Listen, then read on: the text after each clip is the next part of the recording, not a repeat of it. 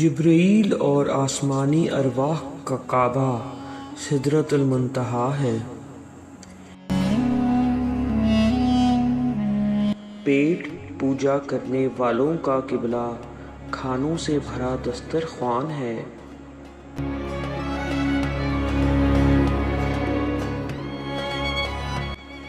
اللہ کو جاننے والوں یعنی عارفوں کا قبلہ اللہ کے ساتھ وصال کی روشنی ہے۔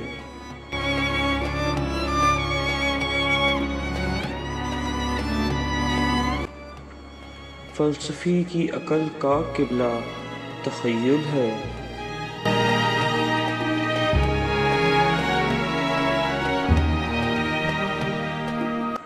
درویشوں اور سنیاسیوں کا قبلہ خدائے مہربان ہے۔ چاپلوسی کرنے والوں کا قبلہ سونے کا بٹوا ہے۔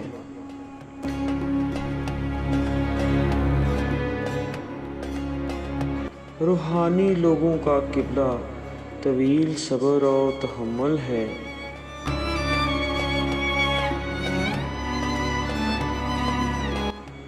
ظاہری صورت کی عبادت کرنے والوں کا قبلہ پتھر کی مورت ہے۔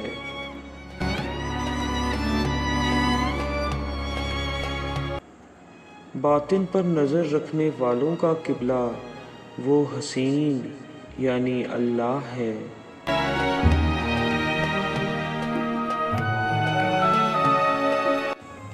ظاہر کی عبادت کرنے والوں کا قبلہ عورت کا چہرہ ہے۔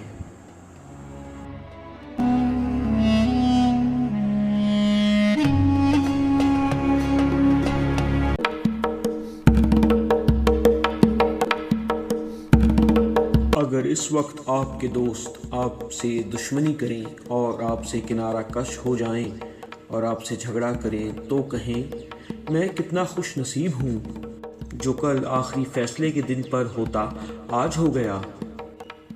یہ دنیا والے میرے دشمن بن گئے ہیں تاکہ قیامت مجھ پر پہلے سے واضح ہو جائے۔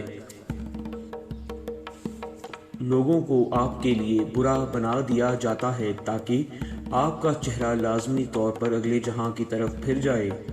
یہ جان لو کہ آخرکار یہ سب آپ کے مخالف اور دشمن بن جائیں گے۔ آپ کو قبر میں چھوڑ دیا جائے گا، ماتم کرتے ہوئے، ایک اللہ سے التجا کرتے ہوئے اور روتے ہوئے کہ مجھے یہاں اکیلا مت چھوڑنا۔ یعنی جیسے اللہ تعالیٰ قرآن میں فرماتے ہیں کہ اس دن تمام دوست ایک دوسرے کے دشمن ہو جائیں گے۔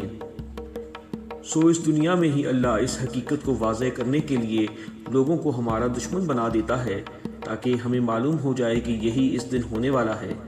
موت کے وقت بھی سب ہمیں تنہا چھوڑ دیں گے اور ہم صرف اللہ کو پکاریں گے۔ ہم یہ حقیقت جان کر ابھی سے اپنا رخ اللہ کی طرف موڑ لیں۔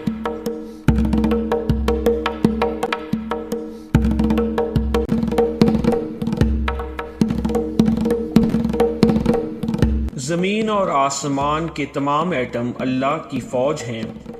تم نے دیکھا کہ ہوا نے قوم عاد کے ساتھ کیا سلوک کیا؟ وہ انتقامی سمندر فرعون پر کیسے ٹوٹا؟ اور اس زمین نے قارون کے ساتھ کیا سلوک کیا؟ اور ان ابابیلوں نے ہاتھی کے ساتھ کیا کیا کیا؟ اور کیسے نمرود کی کھوپڑی کو مچھر کھا گیا؟ اور لوط کے دشمنوں پر پتھروں کی بارش ہوئی۔ اے اپنے اعمال میں اللہ کی مخالفت کرنے والے، تم اس کی فوج کے درمیان ہو، ڈرو۔ اگر وہ آنکھ سے کہے اسے اذیت دو تو آنکھ کا درد آپ پر 100 تکلیفوں کا باعث بن جائے گا، اور اگر وہ دانتوں سے کہے اسے تکلیف دو پھر آپ اپنے دانتوں سے عذاب پاؤ گے۔ یعنی ہمارے اعضاء اللہ کی فوج کے مانند ہیں۔ انسان کو اللہ کی نافرمانی کرتے ہوئے ڈرنا چاہیے کیونکہ وہ ہم پر مکمل طاقت رکھتا ہے اور ہمارے اپنے جسم کے اعضاء سے بھی ہمیں کسی بھی وقت سزا دینے پر مکمل اختیار رکھتا ہے۔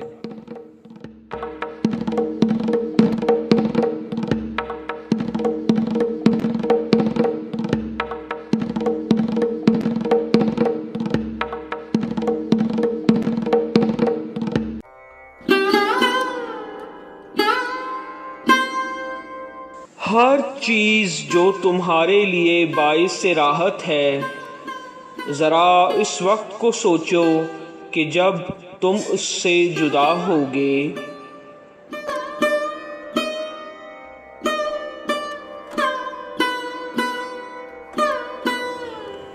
کتنی ہی ایسی چیزیں ہیں جن سے تم کبھی خوشی حاصل کرتے تھے،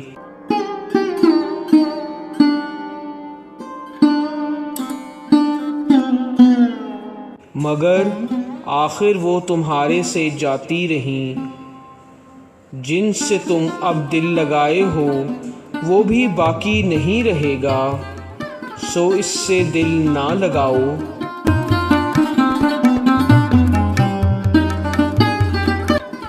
اس سے پہلے کہ وہ تم سے جاتی رہیں، تم اس سے فرار اختیار کر لو۔ یعنی دنیا میں ہر چیز فانی ہے اور ختم ہو جانے والی ہے، اس لیے چاہے کوئی انسان ہو یا کوئی شے، کسی سے بھی دل نہیں لگانا چاہیے۔ صرف اللہ ہی کی ذات پر توجہ مذکور کرنی چاہیے اور دل لگانا چاہیے، جو کہ ہمیشہ رہنے والی ہے۔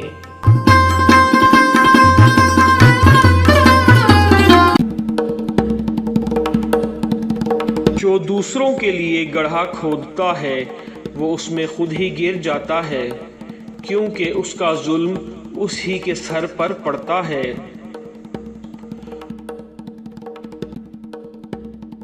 تم جو دوسروں کے لیے کنواں کھود رہے ہو، در حقیقت تم اپنے ہی لیے گڑھا بنا رہے ہو۔ جو جتنا بد کردار ہوتا ہے اس کا اتنا ہی برا انجام ہوتا ہے، کیونکہ اللہ کے انصاف کا یہی اصول ہے کہ بدترین انسان کے لیے بدترین سزا ہے۔ یہ مت سوچو کہ کمزور انسان کا کوئی مددگار نہیں۔ قرآن کی اس آیت کو پڑھو، جب اللہ کی مدد آ پہنچے، یعنی کمزور لوگوں کا مددگار خود اللہ ہے، اس لیے کمزور لوگوں کو کمزور نہیں سمجھنا چاہیے۔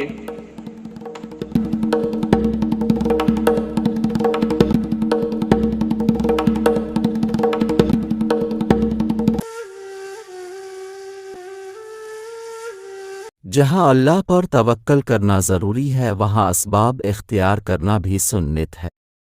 آپ نے با آواز بلند فرمایا کہ اونٹ کو باندھ کر اللہ پر توکل کرو۔ اللہ پر توکل کرتے وقت اسباب سے بے پرواہی مت برتو، یعنی اللہ پر توکل کے ساتھ ساتھ اپنے حصے کا کام کرنا بھی لازم ہے۔ رسول کی یہی تعلیم ہے کہ پہلے اپنے حصے کا کام کرو اور پھر اللہ پر توکل کرو۔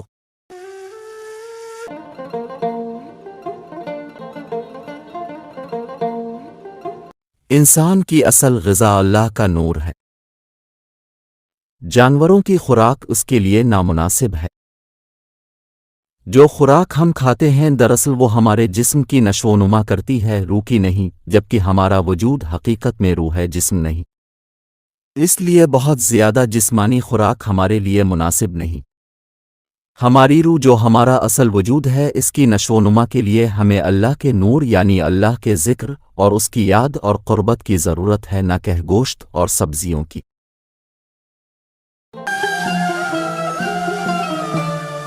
حضرت موسیٰ کی قوم پر بغیر کسی پریشانی خرید و فروخت کے آسمان سے کھانا اتر رہا تھا۔ کچھ لوگ بے ادبی سے چیخے کہ دال کہاں ہے، لہسن کہاں؟ جنت کا کھانا بند ہو گیا اور ان کے حصے محنت رہ گئی۔ جب بھی تم پر دکھ اور پریشانی آتی ہے، یہ تمہاری بے ادبی اور گستاخی کا نتیجہ ہوتی ہے۔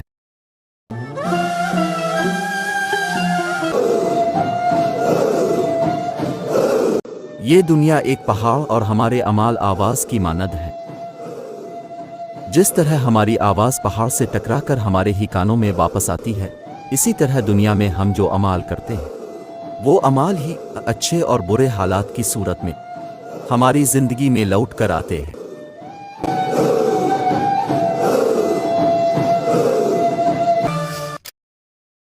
زکوٰۃ تمہارے مال کی حفاظت کرتی ہے، جبکہ نماز چرواہا ہے جو بھیڑیوں یعنی برائیوں اور بے حیائی سے تمہاری حفاظت کرتا ہے۔ ابلیس کی غلطی یہ تھی کہ میں آدم سے بہتر ہوں، اور یہ بیماری ہر انسان کی روح میں ہے۔ یہ مشکلیں اور پریشانیاں جو تمہیں آتی ہیں، یہ تمہاری کسی غلطی کے اثرات ہوتے ہیں، چاہے تمہیں اپنی غلطی یاد ہو کہ نہیں۔ افسوس، بہت سی خطائیں جو تم لوگوں میں دیکھتے ہو در حقیقت خود تمہارا اصل ہیں جو دوسروں میں نظر آتا ہے۔ 100 لوگوں کو لان تان کر کے تم خود کو ہی برا بھلا کہہ رہے ہو۔